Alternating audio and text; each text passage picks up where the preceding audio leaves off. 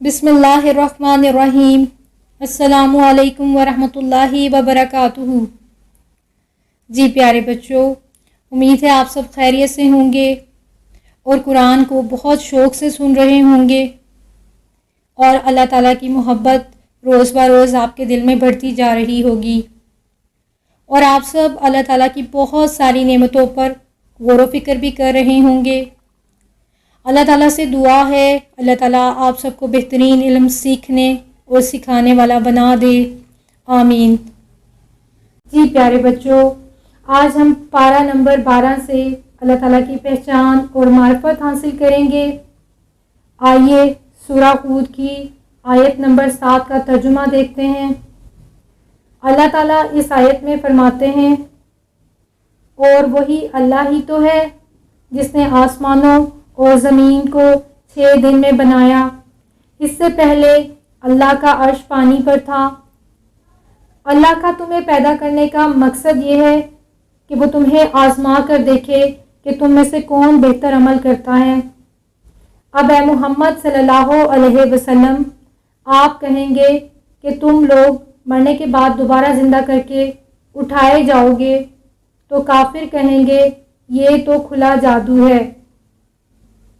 जी प्यारे बच्चों, इस आयत में भी यही बताया जा रहा है कि अल्लाह ने आसमानों और ज़मीन को 6 दिनों में बनाया। आसमानों और ज़मीन को बनाने से पहले यहाँ पानी था, यानी अल्लाह ताला का अर्श पानी पर था। अल्लाह ताला की सल्तनत और हुकूमत पानी पर थी। प्यारे बच्चों, पानी बहुत गर्म था, बहुत सारे बुखारात बने, गैसें निकलीं, ज़मीन ठोस होने लगी, फिर लंबे अरसे तक बारिशें होने लगीं, लाखों साल तक बारिशें हुईं। अब ज़मीन सिकुड़ने लगी और छोटी होने लगी, कहीं से ऊंची और कहीं से नीची हो गई। बारिशों ही की वजह से समंदर और दरिया बन गए। उस वक्त बच्चों, उस पर कोई मखलूक आबाद ना थी, ना कोई इंसान था और ना कोई जानवर था और ना ही कोई परिंदा था। पहाड़ थे या पानी था। फिर दलदल से यानी गीली मिट्टी से नबातात और पौधे उगे और हैवानात पैदा होने लगे।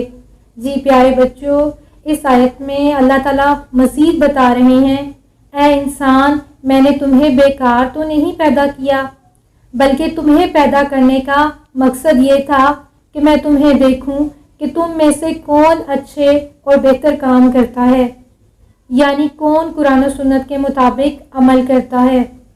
और बच्चों, अच्छे अमल तो वो ही करेगा जिसे इस बात का यकीन होगा कि मैं मरने के बाद दोबारा ज़िंदा किया जाऊंगा और मुझसे हिसाब होगा कि दुनिया में क्या करके आए हो। प्यारे बच्चों, अगर किसी का इम्तिहान ही ना हो तो वो पढ़ाई थोड़ी करेगा। बच्चों, अल्लाह ताला फरमा रही हैं कि काफिरों से जब कहा जाता है कि कुरान और सुन्नत के मुताबिक ज़िंदगी गुजारो, तो वो कहते हैं, ए नबी सल्लल्लाहु अलैहि वसल्लम, आप तो कोई जादुई बातें कर रहे हैं कि हम मरने के बाद दोबारा ज़िंदा हो जाएंगे, यानी ये तो मुमकिन ही नहीं है और फिर हमारा हिसाब किताब भी होगा। हम तो इस बात को बिल्कुल नहीं मानते। प्यारे बच्चों, इस आयत से अल्लाह ताला की हिकमत, कुदरत और बड़ाई का पता चलता है। अल्लाह ताला ने इस कायनात की कोई भी चीज़ बगैर मकसद के पैदा नहीं की और सारी नेमतें हमारे लिए पैदा की। तो ये कैसे मुमकिन था कि हमारे पैदा होने का कोई मकसद ही ना होता। जी प्यारे बच्चों, हमारी ज़िंदगी का मकसद है कि क़यामत के दिन हम दोबारा ज़िंदा किए जाएंगे और हमसे हिसाब किताब होगा। प्यारे बच्चों, कोई भी चीज़ पहली बार बनानी मुश्किल होती है, लेकिन दूसरी बार ऐसा नहीं होता। तो अल्लाह ताला ने पहली बार इंसान को बना लिया, तो क़यामत के दिन इंसान को दोबारा पैदा करना तो ज़रा भी मुश्किल नहीं है। और बच्चों, इंसान के मुकाबले में इतना बड़ा आसमान और ज़मीन बनानी तो ज़्यादा मुश्किल काम है ना। अल्लाह ताला ने आसमान और ज़मीन को बना लिया تو انسان کو بنانا تو اللہ کے لیے بالکل بھی مشکل نہیں ہے۔ پیارے بچوں، ہمیں ہر کام اللہ کے بتائے ہوئے طریقے کے مطابق کرنا چاہیے تاکہ وہ آخرت میں قبول ہو جائے اور اس کا اجر ملے۔ اور بچوں، ہمیں گناہ کے ہر کام سے بچنا ہے تاکہ جہنم کی آگ سے بچ سکیں۔ آئیے بچوں، اب ہم سورہ یوسف کی آیت نمبر 3 کا ترجمہ دیکھتے ہیں۔ اللہ تعالیٰ اس آیت میں فرماتے ہیں، اے محمد صلی اللہ علیہ وسلم، ہم اس قرآن کے ذریعے آپ صلی اللہ علیہ وسلم کو حضرت یوسف علیہ السلام کا ایک بہترین اور سچا قصہ سنا رہے ہیں۔ قرآن کے نازل ہونے سے پہلے آپ اس قصے سے بے خبر تھے۔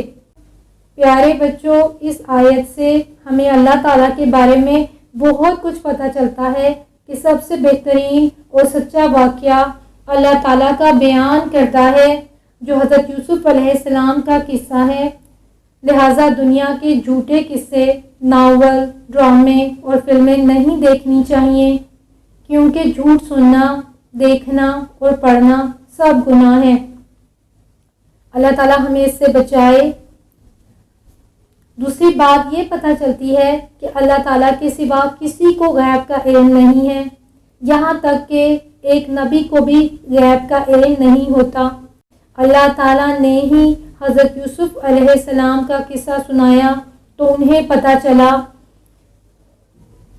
بلکہ نبی کو بس اتنا ہی علم ہوتا ہے جتنا اللہ تعالیٰ نبی کو بتاتے ہیں۔ صرف اور صرف اللہ تعالیٰ ہی کی ذات ہے جس کو غیب کا علم ہے۔ جی پیارے بچوں، آئیے اب ہم سورہ یوسف کی آیت نمبر 22 کا ترجمہ دیکھتے ہیں۔ اللہ تعالیٰ اس آیت میں فرماتے ہیں، اور یوسف علیہ السلام جب اپنی پوری جوانی کو پہنچے تو ہم نے ان کو قوت فیصلہ، دانائی، عقل مندی، نبوت اور علم دیا، اور ہم احسان کرنے والوں کو ایسا ہی بدلہ دیتے ہیں۔ جی پیارے بچوں، اس آیت سے ہمیں پتہ چلتا ہے کہ اللہ تعالیٰ نے یوسف علیہ السلام کو جوانی میں نبوت، حکمت اور علم دیا۔ اس کا مطلب ہے کہ انسان کو ہر چیز اپنے مقررہ وقت پر ہی ملتی ہے، نہ اس وقت سے پہلے کچھ ملتا ہے اور نہ بعد میں۔ دوسری بات یہ پتہ چلتی ہے کہ اگر کوئی انسان بہت خوبصورت یا عقل مند ہے تو اس میں اس شخص کا کوئی کمال نہیں ہے، اس سے تکبر نہیں کرنا چاہیے، بلکہ سب کمال اللہ تعالیٰ کا ہے جس نے اسے وہ نعمت دی۔ اور بچوں، اس آیت سے تیسری بات یہ پتہ چلتی ہے کہ اللہ تعالیٰ احسان کرنے والوں کا اجر ضائع نہیں کرتے، بلکہ اس کو بہترین بدلہ دیتے ہیں، دنیا میں بھی اور آخرت میں بھی۔ پیارے بچوں، احسان کرنے والے کو محسن کہتے ہیں۔ محسن وہ ہوتا ہے جو برائی کرنے والے کے ساتھ بھی اچھائی کرے، یعنی اگر کوئی ہمیں پریشان کرے تو بھی اس کے ساتھ اچھا سلوک کیا جائے تو یہ احسان ہوگا۔ جی پیارے بچوں، اللہ تعالیٰ کے ساتھ احسان یہ ہے کہ ہم نماز ایسے پڑھیں جیسے اللہ تعالیٰ کو دیکھ رہے ہیں،